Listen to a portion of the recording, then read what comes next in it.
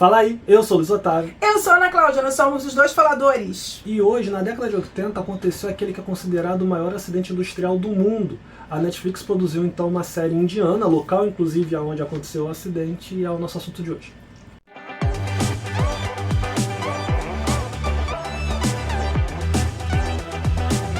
Fala, gente linda! Já se inscreveu no nosso canal? Não se inscreveu? Se inscreve agora. Aperta aqui o inscreva-se se você está no YouTube. Deixa aqui o sininho pitadinho tocado para receber vídeos de novos. Deixa aqui teu joinha, comenta conosco. E independente de qual plataforma que você estiver, é sempre importante que vocês comentem aqui com a gente o que vocês acharam do vídeo, o que vocês acharam do que a gente está comentando. Então, a gente vai comentar de uma minissérie da Netflix. Chamada Heróis do Trilho, dos Trilhos, na verdade, que é uma minissérie indiana que basicamente mostra como... Baseado em fatos reais. Baseado em fatos reais, que basicamente mostra como o terceiro mundo é quintal, né, do restante do mundo, do primeiro mundo, dos países desenvolvidos, porque a história é no mínimo absurda. Você tem uma grande indústria de pesticidas, tá? Já começou daí, tá?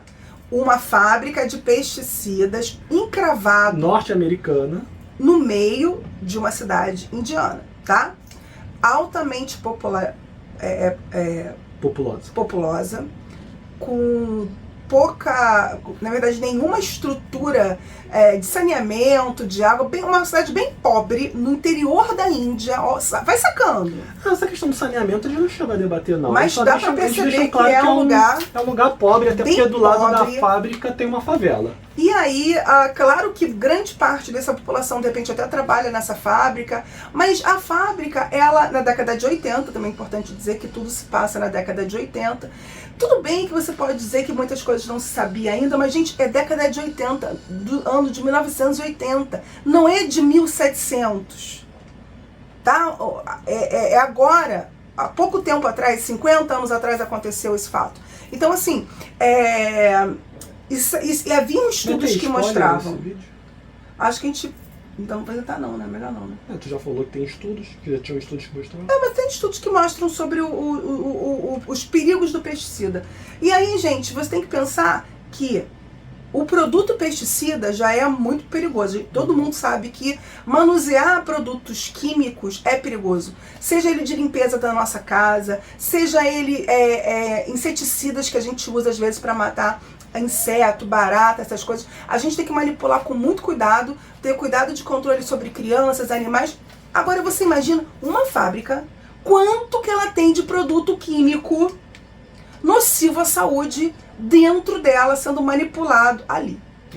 E aí o que vai acontecer nessa fábrica, isso a gente pode falar, porque não entra no spoiler, é que um acidente vai fazer então com um gás venenoso seja liberado por acidente para toda uma cidade, basicamente, né?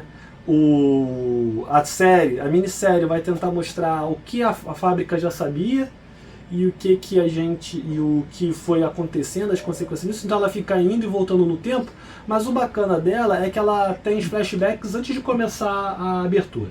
Então, as cenas iniciais dos episódios, né, 2, 3 e 4, são flashback mostrando o que a fábrica já sabia, e aí depois a gente acompanha as consequências. Isso inclusive foi muito bem feito, foi uma sacada muito inteligente que não deixa a gente perdido e deixa a gente com mais raiva conforme nós vamos assistir. E aí você vai ver também, e aí vem os Heróis dos Trilhos, você vai ver então a atuação, principalmente dos trabalhadores da ferrovia, para socorrer as pessoas da população que estão ali, as pessoas que estão vindo dos trens, porque inclusive essa cidade fica meio que quase que no coração da Índia. Quando eles mostram o mapa, essa cidade fica bem no centro mesmo, e ela é um truncamento, um cruzamento de várias outras linhas, de várias outras cidades. Ela pode não necessariamente geograficamente estar centralizada, mas em termos do transporte... Da malha ferroviária. Ela é uma estação fundamental ali do... E aí vários trens estão indo para lá. Lógico, quando eles sabem do problema, eles vão tentar desviar, óbvio, mas outros eles conseguem, outros não. E fora que é o seguinte, você tem um trem parado naquela cidade naquele momento, você tem pessoas, tem os trabalhadores da linha férrea, e você tem toda a população ao redor, né? que está vivendo esse problema. E no início, ninguém sabe o que está acontecendo. É óbvio que ninguém ia saber o que estava acontecendo. E aí nem o pessoal da ferrovia. E eles vão primeiro tentar, de alguma forma, se proteger, se ajudar, e inclusive colocando até em risco a própria vida. E aí você vai ver esse trabalho heróico feito do pessoal, principalmente do chefe da estação, como também das outras... dos outros funcionários, que de alguma forma depois entendem o que está acontecendo e vão tentar de alguma forma ajudar aquelas pessoas que estão vivendo naquela situação terrível. E aí você vai ter inclusive a situação também, né, de alguns funcionários públicos que vão tentar resolver a situação, mas que estão tentando ajudar. E também de como o lobby, né, industrial, de como o lobby político, porque a série começa com a frase de um repórter relatando o que aconteceu, e aí ela começa muito pesada, porque ele começa falando dos ensinamentos de Gandhi, de paz, de não revanchismo, de não violência, e aí basicamente a série começa o cara questionando como que você vai ser pacífico vivendo num país em que o cara foi responsável por não sei quantas mortes, 15 mil, acho, e acaba saindo do país num avião escoltado no avião presidencial. Né? E é interessante porque assim, você tem várias personagens muito carismáticos. Sim. É muito bem escrita a série. Ela tem até fotos, depois do final aparecem fotos reais, você vê que foi baseada em documentos, em relatos de quem viveu aquela experiência ali, e você vai ver que são personagens muito carismáticos, é muito bem escrito, os diálogos são muito interessantes, os alívios que eles botam em alguns momentos, a situação, por exemplo, que tem do criminoso na ferrovia é interessante, que é uma pimentinha a mais ali na história de que você já está assistindo, e você tem toda a questão social, a crítica, né? Embora ele não seja um filme panfletário, uma série panfletária não é, mas ele faz essas críticas que tem que ser feitas realmente a quem tem que ser feito dentro daquela estrutura. É absurdo, assim, sem entrar em spoiler, é absurdo o que acontece, assim. É um nível de absurdo. Imagina Brumadinho, né? Imagina... Qual o nome daquele lugar lá em Maceió, que tem o nome da empresa? Que Lagos, não, mas o bairro de Lagos. Mas a empresa é Macrem. Braskem. Imagina isso está acontecendo. É isso. Elevado a algumas potências. Não, que assim, é uma coisa interessante, que é uma coisa, por exemplo, eu vivi a minha infância do lado de uma fábrica de amianto. A década de 70 ela funcionou. Da década de 60, 70 ela funcionou. Quando eu vim morar no bairro, ela ainda funcionava. Depois ela foi desativada. E depois toda a região ficou contaminada com amianto. E amianto é uma coisa altamente nociva à saúde. Isso estava, sem brincadeira, a menos de 1 quilômetro da minha casa. De talvez 500 metros da minha casa. E de um bairro populoso, de uma série de pessoas que moravam aqui. Você vê Maceió, debaixo de Maceió, de 5 bairros, tem Minas, a 1 quilômetro de distância, que não é tanta coisa assim, e que deixou a terra toda oca ou cheia de água, que dissolvendo o sal está fazendo com que o terreno caia. Você tem a Cidade dos Meninos, com também outra fábrica em Caxias, que contaminou toda uma cidade também, onde ainda tem gente morando até hoje lá nessa área. Você tem a Angra dos Reis, que é tão próximo a nós aqui, a gente está no Rio de Janeiro, e que é possível que, por exemplo, havendo um desastre nuclear, nós também sejamos atingidos pelo que está acontecendo, pelo que possa acontecer. Afinal de contas, a diferença de Angra, né, é porque teoricamente, onde se sabe, eles estão seguindo os protocolos de segurança. Mas um desastre? Sim, amor, mas olha só. Vai levar radiação para toda parte. Beleza, mas por exemplo, Braskem não se seguiu os protocolos. Brumadinho não se seguiu. Esse caso na Índia, de Bumar, nem tinha protocolo. Né, os protocolos, pô... Nem tinha protocolo, pelo que parece. Tinha, mas ninguém sabia, porque o curso era 15 dias. E eu vou te falar, eu acho que Maceió também ninguém tinha. Porque, inclusive, gente, assim, Maceió não vai ser uma coisa... não vai ser uma catástrofe humana no sentido de perda de vidas, porque desde 2018 as pessoas estão sendo retiradas de lá. Mas vai ser uma catástrofe social.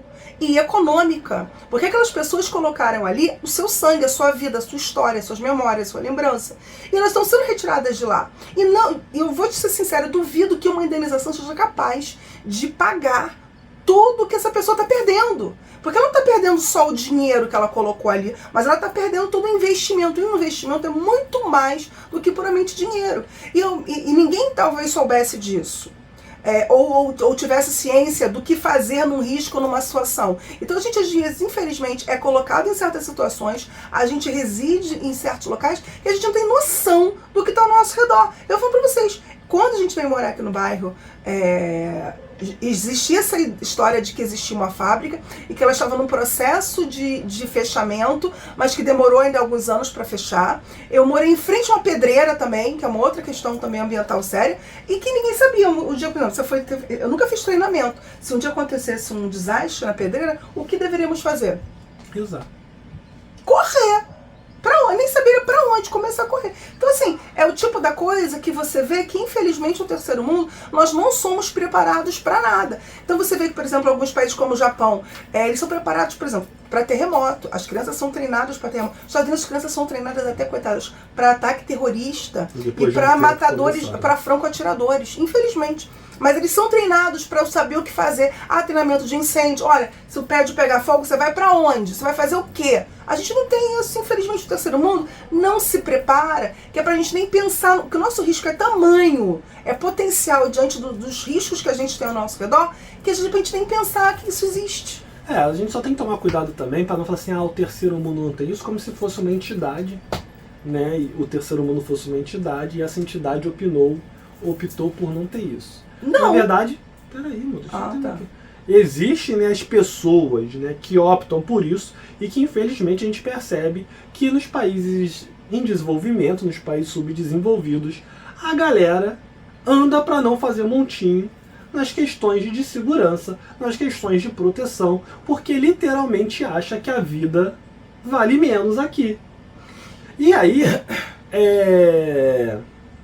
a gente pode pegar até exemplos mais próximos, mais recentes no cinema, como Bacurau, do político que vende a cidade para poder ser caçada por norte-americanos, para eles poderem ter o lazer deles e a cidade lucrar. E a gente pode trazer para os casos mais reais, que a gente já citou aqui.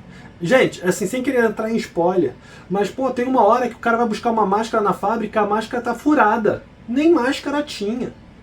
O responsável... Nem para quem trabalha na fábrica. Não. O responsável pela fábrica, ele se recusou a passar informação. Eu só fico revoltada porque eu também assisti outros... Depois que eu assisti Chernobyl, que você também conta na HBO, que é uma outra situação, mas é também um acidente, você vai também encontrar... tem outros vídeos, eu assisti depois 2 outros acidentes nucleares em documentários da Netflix, anteriores inclusive a Chernobyl, alguns deles, onde também a população não tinha noção do que era do que ter uma usina nuclear ali, sobre o que fazer.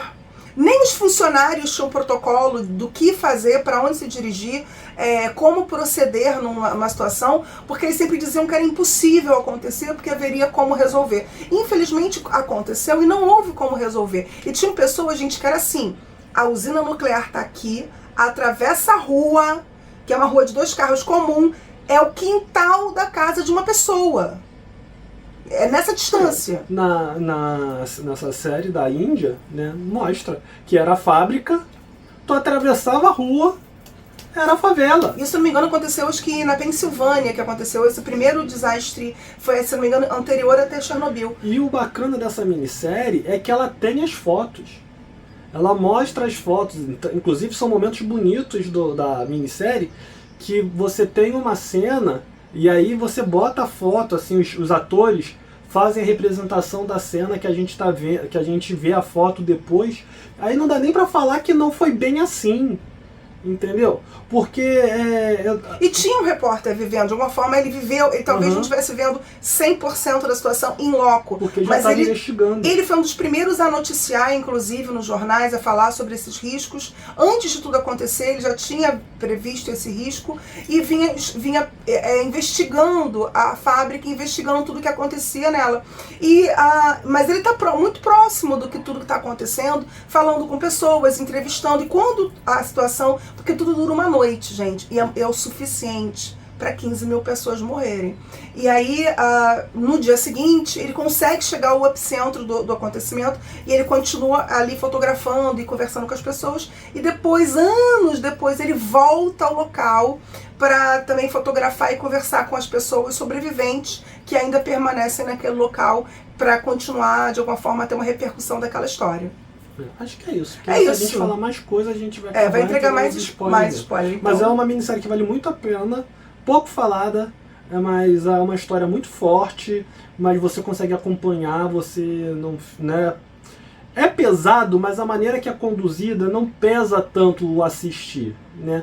Tem cenas que tu fica revoltado ali com algumas situações, dá vontade de tacar o controle na televisão, né, para algumas coisas. Mas eu acho que merece ser visto até pra gente se conscientizar dos riscos que estão ao nosso redor. Isso vale, gente, por causa do lucro. Para a pessoa que fabrica. Quantas gente não vê pela rua que vende, por exemplo, produto de limpeza fabricado em PET? Onde que esse lixo químico está sendo jogado? Como estão sendo manipulados e guardados essas substâncias que essa pessoa está manipulando no quintal de casa? Quantas pessoas não tem na vizinhança um depósito de gás clandestino?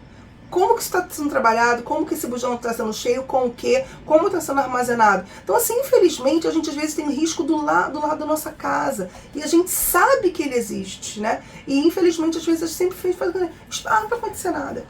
Infelizmente, é uma postura e quando acontece, o que a gente faz? Eu acho que a gente precisa se questionar enquanto sociedade a partir desses documentários para a gente aprender com o passado e não repetir no futuro. E eu acho que a gente de país subdesenvolvido, né, em desenvolvimento, tem que ter mais cuidado ainda, porque foi o que eu falei lá no início do vídeo, cara. Nos países desenvolvidos, né, eles constroem as fábricas em outros lugares porque é mais barato e porque também se der bosta, não é na terra deles, é na terra dos outros. Então, infelizmente, estão pouco se lixando para a vida aqui. A família dele não está em risco. Entendeu? A família dele não está em risco. Os amigos dele não estão em risco. Ele sabe que a legislação, se bobear, vai protegê-lo. Então, a gente que vive nesses países, a gente que vive nesses lugares, tem que ter mais atenção, tem que ter mais cuidado. Não só comprar a ideia, porque aí fala assim, o progresso chegando. Que tipo de progresso é esse, cara? A que custo? A fábrica empregava um monte de gente. Mas quando deu a bosta... foi o que foi. Porque você podia ter a fábrica atuando, mas sendo bem regulada, funcionando corretamente. E a série vai mostrar uma série de problemas ali. Então, gente, a gente vai ficar aqui. Se você chegou até aqui sem curtir, curte o nosso vídeo, ou esse áudio, comenta aqui com a gente. A gente então se vê numa próxima oportunidade. E tá rolando o troféu blá blá blá, vai ficar o link aqui para você botar na descrição. Você pode botar até o dia 14, quantas vezes quiser, e o resultado sai numa live aqui no dia 15. Valeu, gente. Valeu, tchau, até tchau. a próxima.